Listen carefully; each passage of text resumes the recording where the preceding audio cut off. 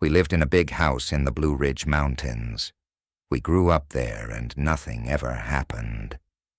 But when we went to my grandma's house just down the road, the creepiest things would happen to my sister. She said at night, after we all fell asleep, she would be woken up by a slap across the stomach. She thought it was me and came to my room to yell at me. When she came in, I was sound asleep. She freaked out, so I let her sleep in my room. Another time, we were outside playing as it got dark. I said I had to go inside to the bathroom and would be back. She said okay, but when I returned, she was lying on the ground, screaming and crying. She said she saw me come out of the house, run at her, and punch her in the face. Then, she said, I took off around the corner of the house.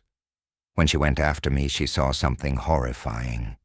It was a tall creature, about 7 feet, wearing a black robe. It had glowing eyes and kept looking at her. Then it let out a horrible scream, and when she blinked, it was gone. She collapsed on the ground, where I found her. She told Grandma, but Grandma thought my sister was playing. 2 days later, Grandma came rushing to our house at about 10:30 a.m. She came in screaming. She said she was in the kitchen making brownies the night before when she heard someone knocking at the front door. It was around 8 p.m., so she was a little scared, but when she checked, no one was there. She thought it was a kid from down the road and ignored it. Later, while in the kitchen, she saw a little person walking from the living room up the stairs, out of the corner of her eye. She flipped out, but talked herself down, thinking she was just seeing things. Grandma didn't go to bed until 3 a.m., which isn't unusual for her. Around 10 a.m., she felt the blanket being pulled off her. She shot up and saw a little person at the foot of her bed, smiling. She ran out of the house and came straight to us. She sold the house soon after.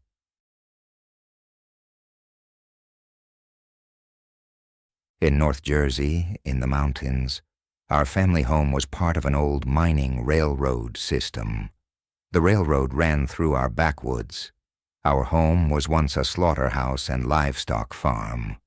As a child, I often dug up skulls and bones. We even had the ruins of the old slaughter mill with a drainage system leading to a pit filled with bones. Throughout my childhood, strange things happened. Objects would fly off shelves or disappear from counters. I witnessed these things myself. Sometimes I would feel someone sit on my bed.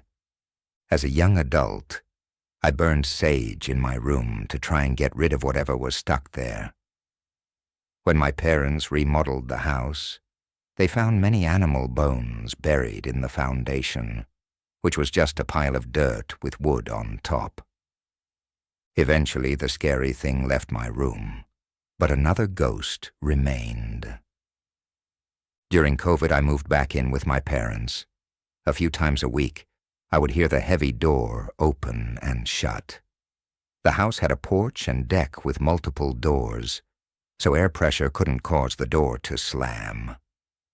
I heard heavy footsteps downstairs and yelled, "Hey, Dad," but got no response.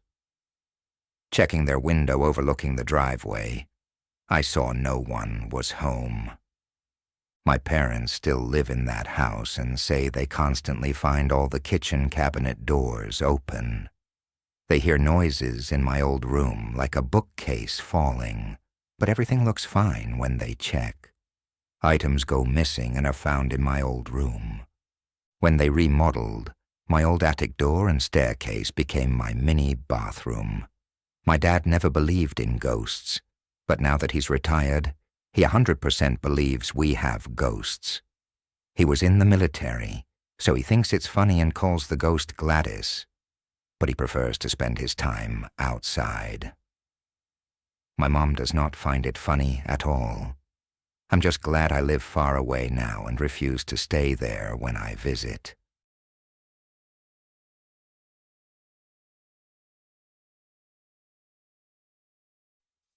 About 2 years ago, my girlfriend and I celebrated our 3-year anniversary. We had a great dinner in downtown LA, and she had a surprise for me after. She rented a pool in the Hollywood Hills through an app called Swimply. I had never heard of this app, and renting a pool in someone's backyard wasn't my thing. But my girlfriend was excited and thought it'd be romantic. Although I wasn't feeling it, I didn't want to be a buzzkill since she had paid a lot for it. As we drove to the Hollywood Hills, my gut feeling told me it wasn't a good idea. We left dinner at 8:30 p.m. and were going to arrive at the house late for our 7:30, 9:30 p.m. reservation. When we got to the house, it was dark and quiet. We hadn't seen a single car or person. We needed a code to enter the backyard, but the gate was already open, which was odd. In the backyard, there was a jacuzzi and a pool with a tarp on it. It was a cold night, so we just sat in the jacuzzi. I felt a strange vertigo-like sensation as we entered the backyard. I glanced into the house and saw a couple of lights on, but it was mostly dark. I felt like if I kept looking, I might see something I didn't want to see. There was no music, just the cold wind, the tarp slapping against the pool, and a wind chime. Around 9:15, I told my girlfriend, "It's time to go. I don't like the vibe here." She agreed, making me more nervous since she felt the same creepiness. We changed in the backyard bathroom, and as we headed to the gate, I felt the hairs on my neck rise like someone was watching us.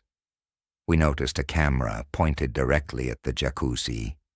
Just as we were about to open the gate, my girlfriend suddenly said, "Oh shit!" I grabbed her, and we ran out of there. Once in the car, I asked, "Why did you yell? What happened?" She seemed really upset and didn't want to talk about it. Later that night, she told me she saw someone looking at us through the house windows, but couldn't describe what she saw. It was just staring at us.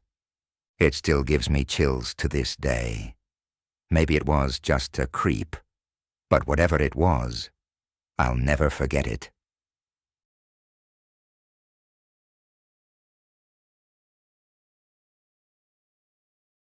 About 20 years ago, my 2 children and I rented an apartment.